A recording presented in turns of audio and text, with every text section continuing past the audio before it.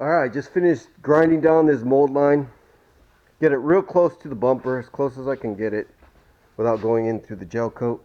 And now I'm going to run my orbital sander over it with about, I think I'm using 80 grit, and get this thing a little bit smoother and flush. And then we'll see what it looks like after I do that. And every bumper that you buy, it doesn't matter who makes it, is going to have a seam line, because these have to be popped out of a 2 or 3 part mold. And yeah, there's no way you can make this as a 1 part mold unless you just didn't have any side pieces. I used to sell one years ago, back in 2005 and 6, where it was just a 1 part mold, really hard to pop out, and then you never had the flanges connected to it. So I don't recommend that type of bumper, but yeah. Alright guys, I want to talk real quick about what I just did. I just used my orbital sander, and I just went lightly over this edge where the seam line was, all the way across here. You know, I first used the grinder to take off the high spots, and then the palm sander or the orbital sander. And I just do it ever so slightly, and that's all I do. I stop. I go a little bit over here of this mold line, and then I'll finish around.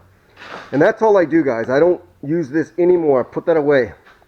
The next is using blocks and sanding this by hand with 180 grit. Okay. Most places, when you go to a body shop, you tell them, hey, can you paint my bumper or whatever if you got one out of mold? They're not going to use, most likely, you know, blocks and stuff. They're just going to use an orbital sander with like a 220 grit on it and just go over it. I don't really like that because you leave little swirl marks everywhere, and I don't like that. Sometimes when you prime, and if your primer shrinks, it can shrink into those little swirl marks, and later when you paint your car, you'll actually see swirl marks in your paint. And that's why I do everything by hand, because when you go by hand in an X pattern, it's very fine. You don't get any little scratch marks in your finished result. So I just wanted to make a quick note about this. And this is the way I do it. Everybody does it differently, but this is the way I recommend doing it. Again, most shops will not go through the time, because this is going to take me about 4 to 5 hours to block this out with 180 grit before I'm ready for primer. Sure, I could just scuff it real fast and just primer it, but I want to find out every little defect in my part, and I want to make sure every little hiccup is out of it, and I want to make sure that everything is sanded, so when I shoot the primer on, it sticks like a glove and it will never have any problems with delaminating from the part. And that's why I'll go over it so generously. I mean, 4 or 5 hours of sanding. And it's just, for me, it's got my name on it, and I want the part to come out right, and that's why I do that. So I'll take a video at the end when I'm working on this. We'll show you the steps that I've gone through. Alright, here's the 180 grit. Sanded half of it on a little block right here. Tiny little block with 180 grit. You can see what I didn't sand. Okay. Again, this is done by hand. Okay, back and forth. Time consuming, but the surface comes out really smooth, really nice for primer. And you find all the little imperfections that you need to fill better this way too, without gouging into your gel coat so much. If you use a palm sander, you can really dig into the gel coat and cause more problems than good. So I like to do it lightly with my block. Okay. I've made videos on this on the past, how I do this. It's not a quick, fast process, but it's the best process to do it. And you can see I got a small little low spot here, so I'll fill right into the seam line right here. A couple little divots on the seam line here that I'll fill in. Little one here, one on the edge. Little edge chip there. Looking good here on the side. But yeah, all these little imperfections, you'll be able to see them better after you sand it. And then I'll put my filler in there and sand over it one more time. Now I'm going to finish up this side, and I'll take a video when I'm done.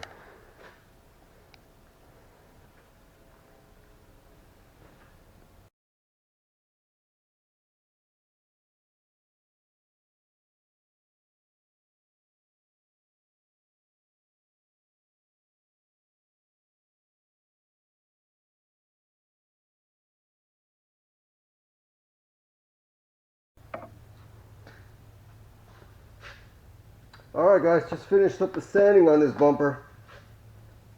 Okay. So that's taking me, I don't know, 2-3 hours just to sand it fully.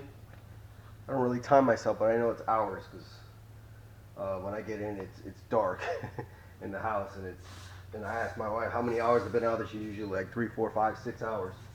So anyways, next step here, I'm going to be filling in any little imperfections that I find, any low spots like from the seam line and stuff.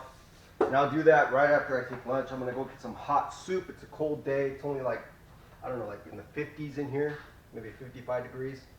So I'm getting a little bit cold inside, even though I'm getting warmed up from all the work that I've been doing. So I'm going to go get some soup, and I'll go and tackle this when I come back. And I'll take you along the way when I come back. Alright, I'm back. I had some nice hot soup to warm myself up. Now back onto this bumper. I'm going to be using some, like I always use, 3M Platinum Plus. This stuff's really smooth, really good filler for filling in little imperfections. So, yeah, I had a little bit of dessert wine too to heat me up, because it is quite cold in here. I believe it's about 55 degrees. Oh, damn, it's like 51 degrees in here, maybe 52. So, filler's not going to want to get hard too quick, so it's going to take me a little bit of time, because I know when it's cold, the bond over the filler takes forever to set. But I got all night to do this, so.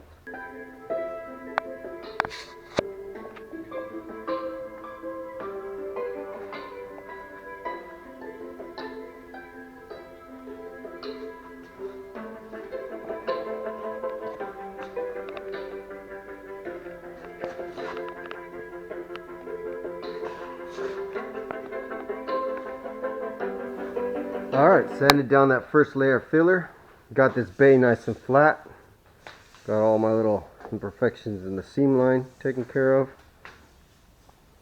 And always when you go through it the first time, you're going to find some spots you missed. Like I missed a little spot here. Smoothed it out here on the second spot here.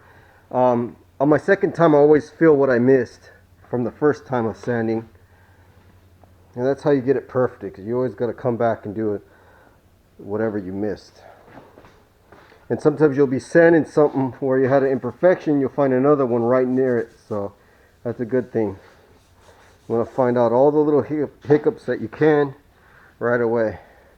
And this side you don't see, this is just a reinforcement piece, but if it's got little imperfections in it, I fill it in anyway so it looks pretty on the back side as well. And I'll sand that nice and smooth in a little bit. But it's like I said, it's a little bit colder, so it's taking twice as long to work with this. It's taking like 30 minutes to dry.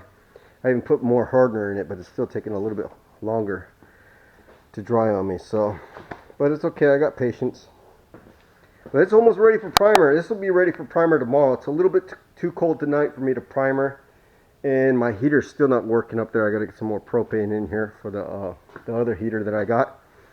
But yeah, I'll probably be priming this up tomorrow, and this one here, the season 1, I'm going to go and install the grills probably tomorrow as well. I might do a video on that. But that's it for this video, guys. This is Jacob, NightRiderShop.com.